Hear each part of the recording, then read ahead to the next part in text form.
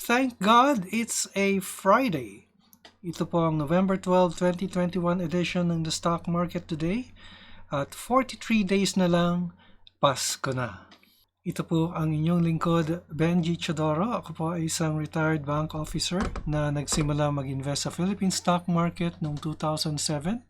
And I do this report daily, which I started August of last year. I also report the latest news on your favorite and most active stocks. If you like the content, I invite you to subscribe to my channel.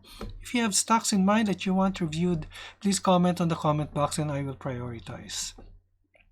Ang ating financial news ay tungkol sa CNVRG, MONDE at PGOLD, but I will just be discussing the highlights. Kasama po ang ating financial headlines at ang resulta ng trading sa ating PSE ngayong araw, November 12, 2021, dito lamang sa The Stock Market Today. Don't go away.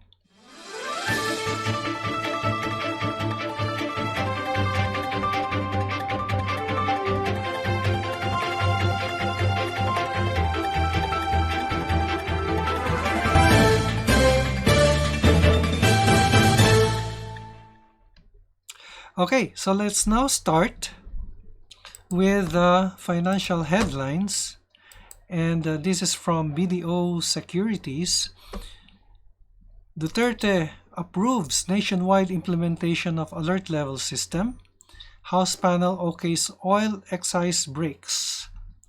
And in our sectoral news, CNVRG 9-month earnings up 137% year-on-year to 5.2 billion. MONDE records third quarter core earnings growth of 9% year-on-year. And MWC net profit up 6% year-on-year in the first 9 months of 2021. SMC books 9-month headline net income of 34.2 billion. Pizza posts 9-month net loss of 35 million. Emperador's 9-month normalized profit climbs 35% year-on-year to 7.9 billion pesos. And NPL ratio eases to 4.43% in September. So let's now start with our main news item. But may I start first with CNVRG, no? CNVRG ICT Solutions reaffirmed buy with higher target price because of the rapid network rollout, accelerated growth momentum. And the results of the 9-month financials continue to beat expectations, on track to hit 55% household coverage 2 years earlier, going beyond fiber. And on November 11, earnings call, management disclosed plans to diversify beyond its core fiber to explore additional revenues. Okay. And then maintain buy with increased target price of 40.50. The previous target price was at 31 and now it's increased to 40.50. The closing price yesterday was at 35, or an implied upside of 15.7%. Okay, next we have PGOLD. Valuations still look compelling. There is a maintain buy. So hindi po nagbago yung buy rating. Price of 56. So 9-month earnings tracking beyond our estimates, meaning better than expected. Update on store trends, top-line development initiatives. And there is a reiterate buy on target price of 56. So hindi po nagbago. And there is a comparison here of PGOLD against the other retail stocks in the PSE. Tignan po natin ang forecast 2021 PE with PGOLD at 14.7% or 14.7 times. The lower the PE, the better. Now, PGOLD among its peer has the lowest PE ratio. The next would be Century Foods at 19.9, followed by San Miguel at 23. So, pinaka-attractive po ang PGOLD in terms of price earnings. Pagdating naman po sa return on equity, the higher. Sa return on equity, the higher the percentage, the better. It's 11.5% against average of 13.3%. And Universal Robina had the highest ROE. Pero pagdating po ng 2022, mas mataas na po. Kasi 11.5, nag-11 lang si Pure Gold dito, pero the other retails nag-surge. So, Wilcon has 631.8. Ito po yung forecast niya. Ngayon, in terms of PE naman, yung forecast PE naman will be lower in 2022. And Pure Gold would still have the lowest PE based on the 2022 forecast. The highest would be Jollibee pa rin at 49, but this is better than the 74 forecast that we have this year. Okay, so yan po. Those are some of the summary. And then let's now go to MONDE. MONDE and ACEN maintained buy at a lower target price of 19.20. So in line with estimates, pero binabaan nila yung target price, from 20 naging 19.20. Third quarter results in line with estimates. APEC BFB weathering inflation headwinds, sequential quarter-on-quarter improvement in GPM. So slightly lower lang. Let's see, baka may nakita si BDO Securities dito kung bakit nila binabaan. Corn facing near-term challenges, expansion plans making sufficient progress. And there is a reaffirm buy, target price slightly decreased. We trim our forecast, EPS forecast by 6% and 5.2 respectively. The lower over DCF discounted something ito as we incorporate modified top-line assumptions, softer margin forecast, we continue to like MONDE. So, yun po ang reason kung bakit niya binabaan yung forecast. Ngayon po, meron pong tanong po dito, si Joe Org. Sabi niya, MONDE and ACEN posts 8.7 increase in third quarter. Ano po ang take nyo dito? Do you think magbibigay sila ng dividend this year? Thanks again. Ngayon, these estimates are based on BDO Securities. Hindi po ko po ito estimates. BDO Securities po ito. Nasa sa inyo po yan kung tatanggapin nyo po ito o hindi. But BDO Securities sa akin naman is a good company at may say naman yung mga analysts na gumawa nitong study na ito. Okay, ang tanong niya, what do you think magbibigay sila ng dividends this year? Thanks again. First time po na list si MONDE and ACEN sa exchange, Pero meron po siyang dividend yield dito, Dito po sa key financials, lakihan natin to. Dividend yield in percentage. Nung full year 2020, nagbigay po siya ng 1.5%. Yung 2021 forecast niya is 1.4, slightly lower. And 2022 forecast is 1% and 1.5. Hindi naman siya malaki magbigay ng dividendo, pero meron po. But mind you, this is just a forecast. Okay? Kung nagbigay na po siya this year, ay wala po akong idea. Pero since this is a forecast, magbibigay pa lang siguro. That is my take on this. I'm just guessing, Wala po akong basis. But based kasi dito sa FY21F, yung F po kasi is forecast. Full year 2021 forecast, full year 2022 forecast.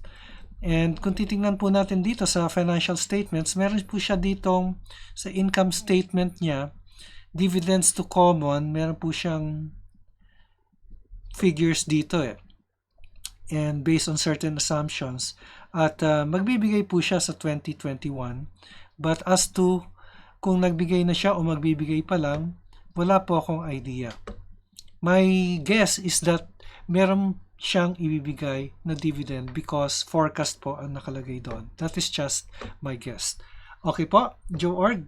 And then, ang sabi niya dito, si Ludwig van Drik.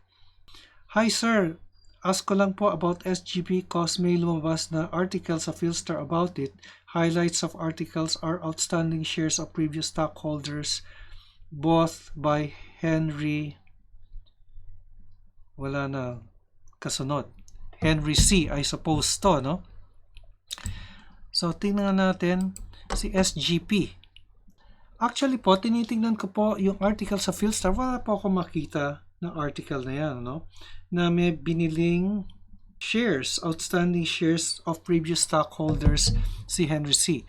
Kaya lang po, since SGP is a publicly listed company, kailangan po yan i-disclose sa PSE kung merong binili o binenta ang mga shareholders na significant amounts. Okay po? Kung kayo po ay officer, director ng kumpanya, ay kailangan nyo pong i-disclose ang mga dispositions nyo or acquisitions sa Philippine Stock Exchange.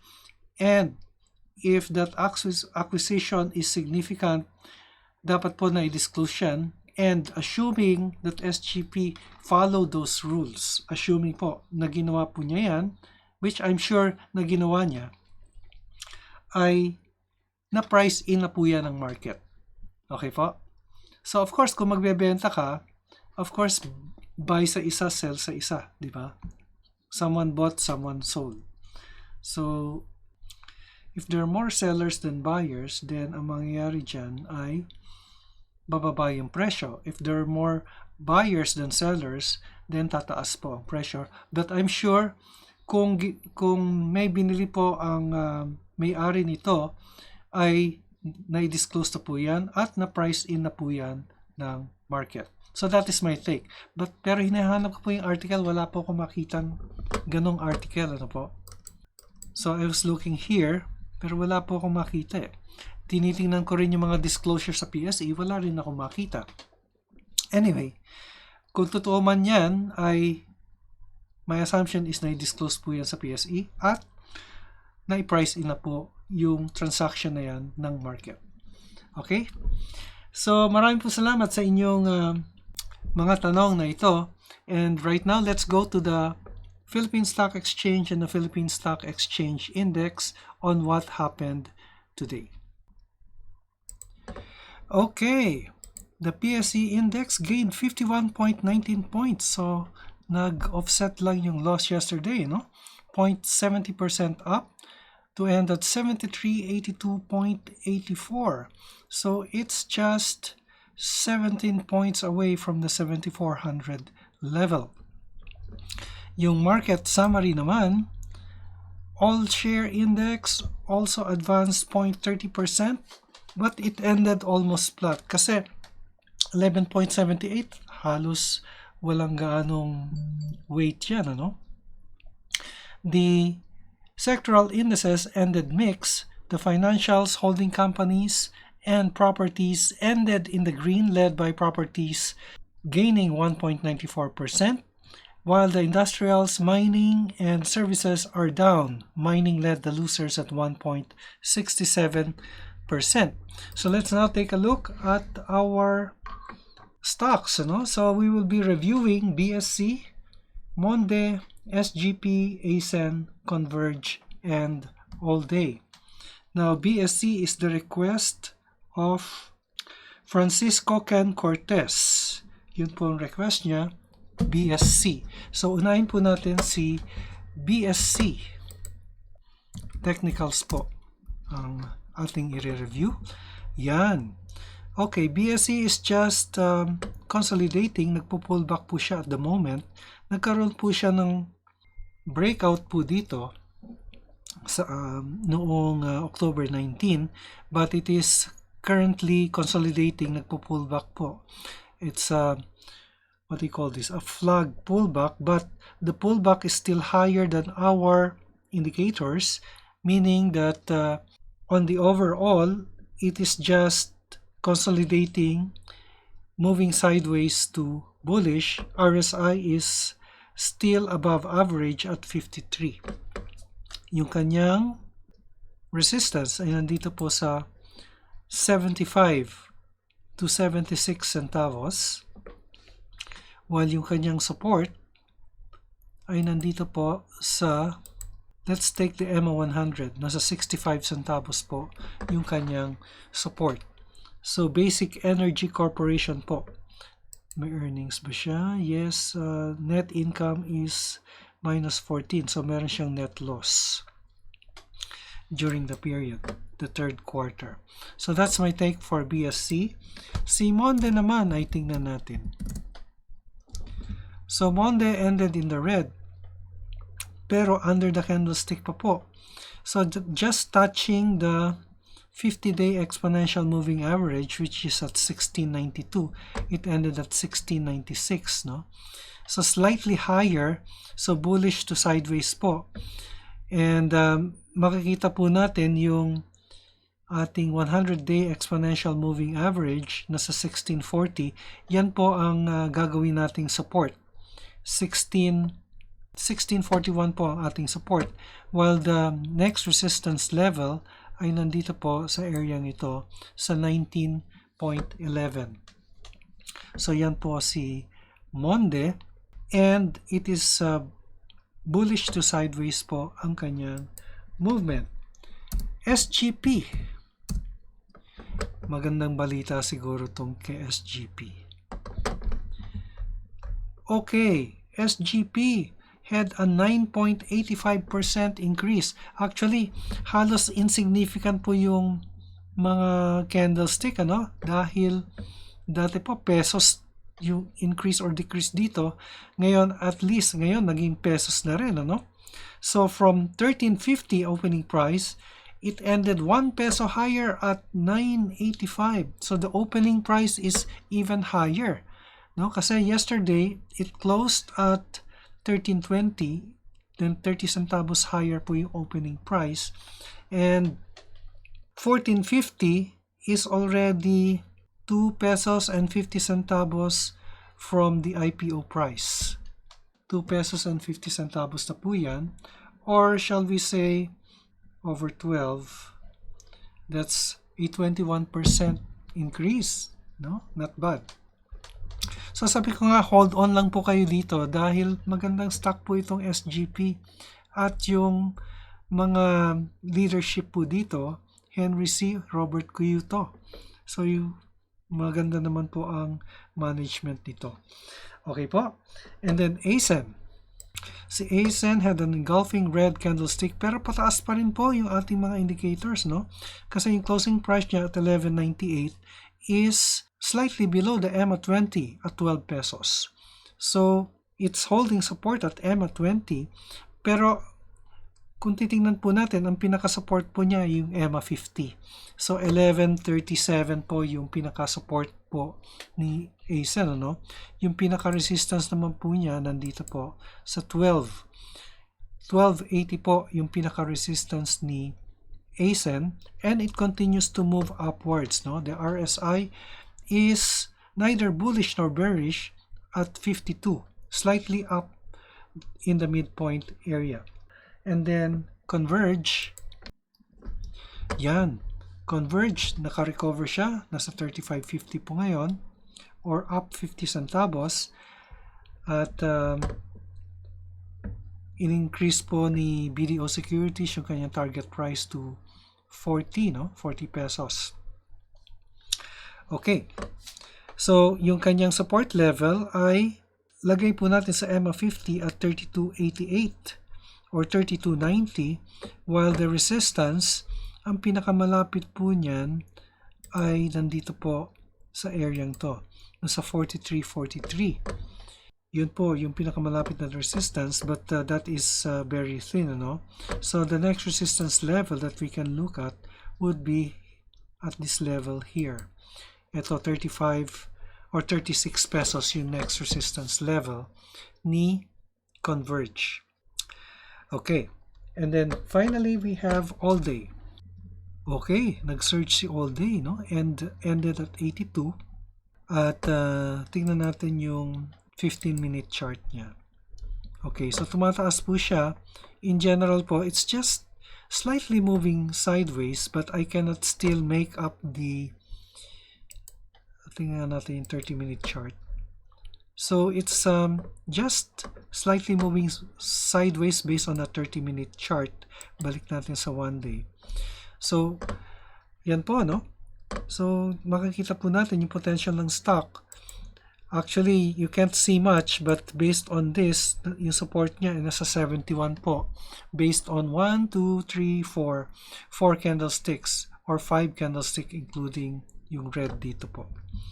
So, based on that, ay yan po yung support natin. But the resistance, I still cannot tell. Dahil po, limited lang po yung ating data for all day. Yan po ang ating report sa stock market, November 12, 2021. Ito po si Benji Chidoro nagpapaalala. An investment in knowledge pays the best interest. Maraming salamat sa inyong pagtangkilik. Hanggang sa muli, happy weekend. Stay safe. God bless. Bye for now.